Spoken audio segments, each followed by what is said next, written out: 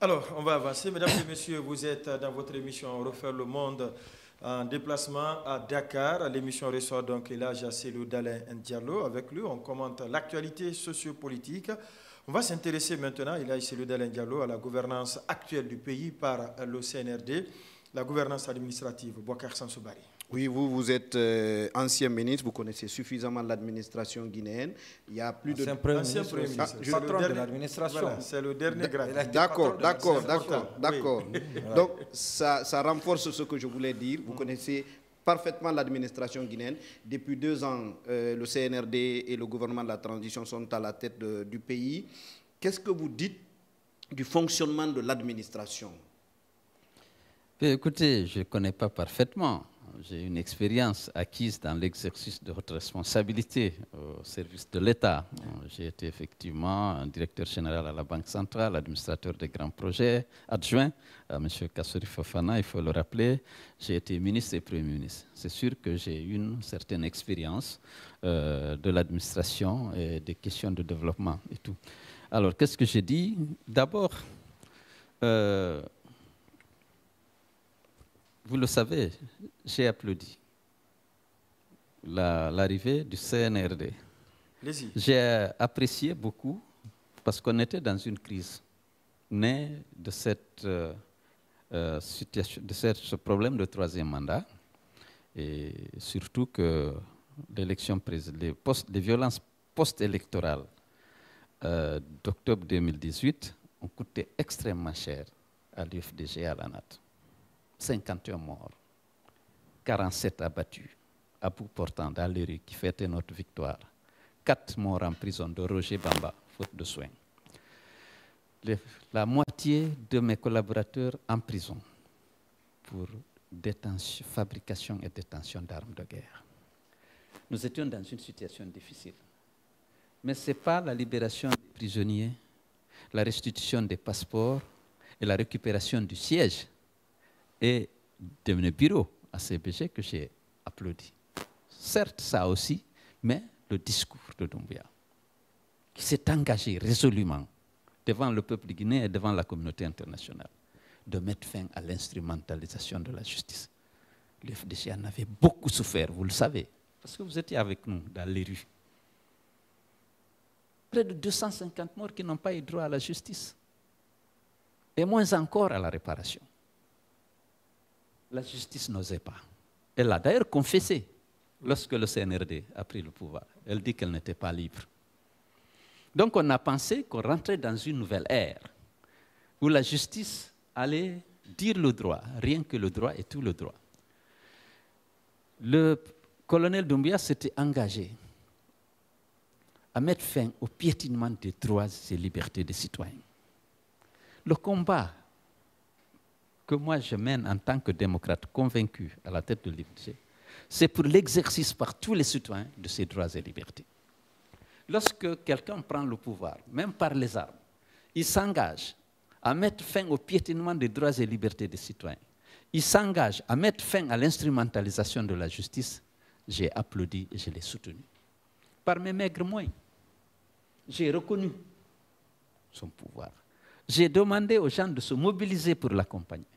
Je suis allé à l'extérieur, partout où ma voix porte, pour rappeler que celui qui est déposé exerçait un 3e mandat illégal et illégitime, obtenu dans le sang, en perpétrant un coup d'État constitutionnel et en opérant un hold-up électoral le 18. J'ai dit qu'il faut accompagner les jeunes militaires qui ont pris le pouvoir. C'est un pas important vers le retour à l'ordre constitutionnel, au regard de leur discours. J'ai fait le tour du monde, l'Afrique, l'Europe, les États-Unis, les Nations Unies, pour défendre, demander d'accompagner et non de sanctionner ce coup d'État. Parce que ce n'était pas un coup d'État qui mettait fin à un coup d'État, compte tenu du discours et des perspectives ouvertes par le discours de prise du pouvoir. Et c'est là beaucoup Donc aujourd'hui, la réalité, si on doit juger l'administration, si on doit juger la transition, le président avait dit qu'il allait mettre fin à la corruption. Et qu'à cet égard, il n'aura ni amis, ni parents, et que sa main ne tremblera pas. qu'est-ce qui en est aujourd'hui? Vous voyez les acquisitions de domaines. Vous voyez des buildings sortir de terre par l'élite dirigeante. Des marchés de gré à gré, peut-être 80%, dit-on, des contrats publics sont conclus de gré à gré avec des amis ou des parents. Lorsqu'on lutte contre la corruption, on veille d'abord à ce que le code des marchés, qui est une loi organique, soit respecté. Parce que le marché de gré à gré... Monsieur le Président, le gré à gré n'est pas une procédure illégale dans la passation. Non, c'est une procédure irrégulière, condamnée. Il y a des exceptions qui sont prévues. Mais l'exception doit être l'exception et non la règle. Aujourd'hui, c'est la règle. Et le marché de gré à gré a plusieurs inconvénients. Dans le nouveau code des marchés publics, il y a un seuil à ne pas dépasser. Et oui, il y a un seuil. Par les différents départements. Oui, allez-y. Attendez.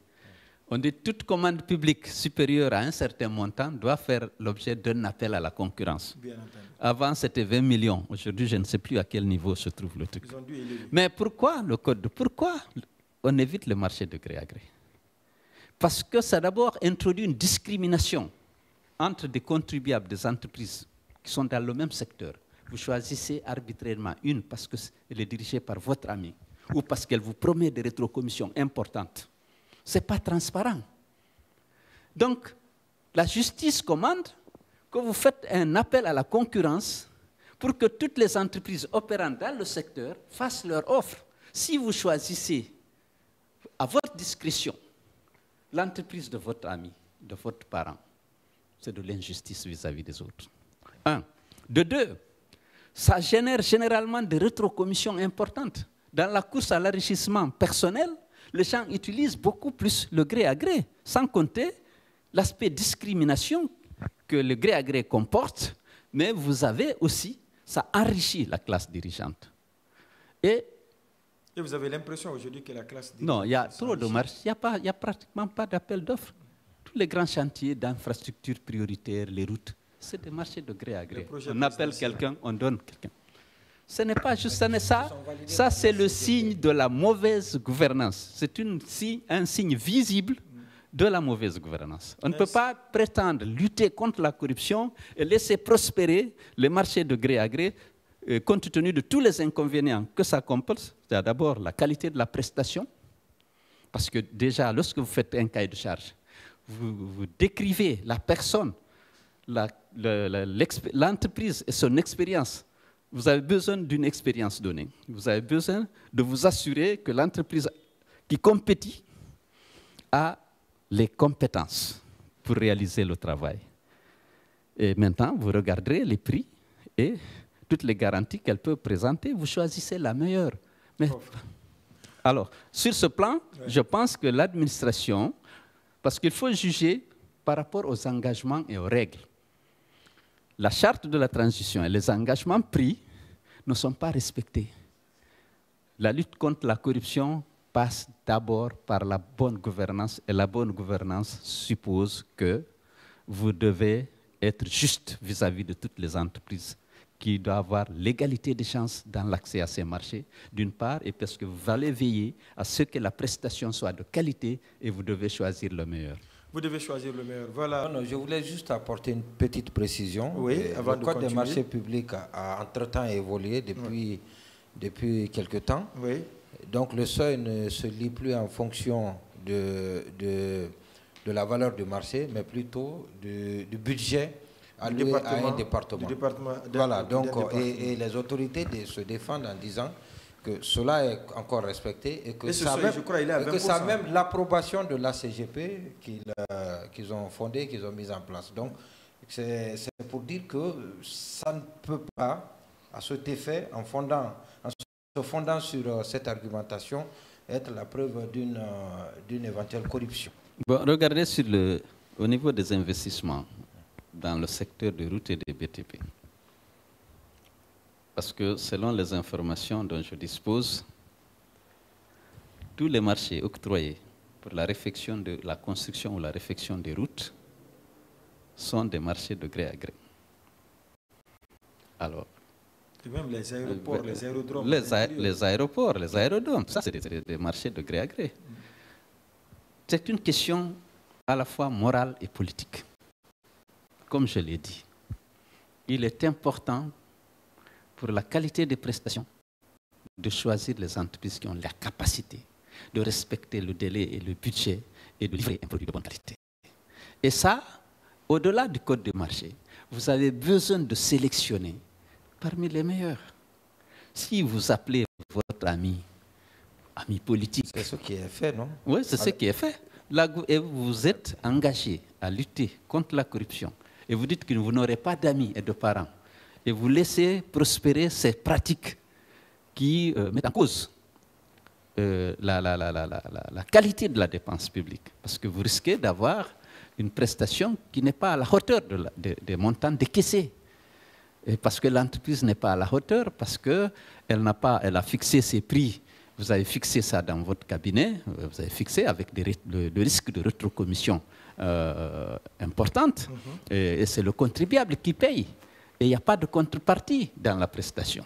Donc, lorsqu'on veut lutter contre la pollution, on doit avoir à cœur de veiller à ce que les marchés se fassent dans le cadre d'un appel à la concurrence. Il y a l'opinion qui a une impression, peut-être que vous n'y êtes pas. Aujourd'hui, on dit que les marchés attribués sont faits dans le délai et que les travaux sont bien faits.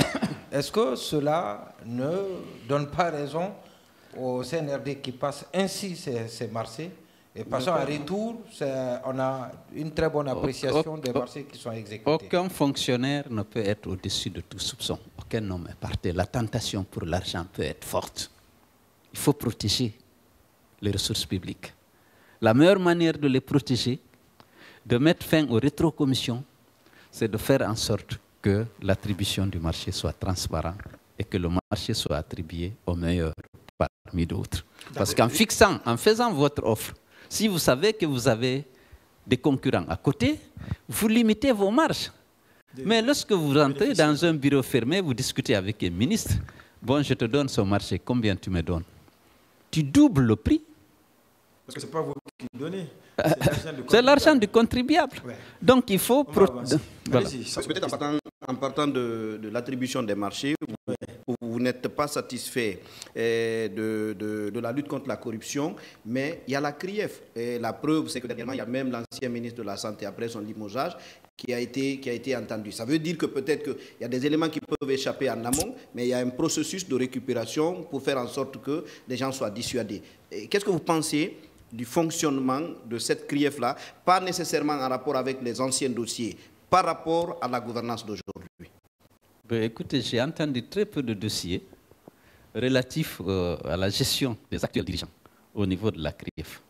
Le cas de PT est peut-être un premier cas, ou le cas d'Alpha Diosso, qui était ministre de TP, mais j'ai entendu très peu de dossiers transmis à la CRIEF concernant la gestion de ceux qui gèrent actuellement le pays. Il y a une cinquantaine de dossiers concernant les cadres du système actuel et qui sont transmis à la justice selon le parquet spécial de la CRIEF. Mais est-ce que ce discours que vous avez rappelé tout à l'heure, Monsieur le Président de Doumbouya, qui dit sa main ne tremble pas et qu'il n'hésitera pas, il ne faillira pas, ne se traduit pas, comme l'a dit Sanso, par le fait que c'est un acte sans précédent dans notre pays, qu'un ministre soit démis pour des faits présumés de corruption, oui, et qu'il soit traduit devant les juridictions. Est-ce que cela n'est pas une lueur d'espoir que les choses peuvent aller désormais dans notre pays? Bon, on verra. C'est-à-dire vaut mieux prévenir que guérir. C'est qu'actuellement, la perception que les Guinéens ont de cette gestion par rapport justement à la sécurité des ressources publiques, cette perception, c'est que lorsqu'on voit comment on acquiert des domaines importants, qu'on construit des buildings ici et là, l'enrichissement de l'élite dirigeante est visible à tous les niveaux et c'est souvent dénoncé. Et donc, et cette prolifération des marchés de gré à gré est aussi un signal qui ne rassure pas ceux qui ont, quant à la volonté justement du CNRD de lutter contre la corruption. Alors, pour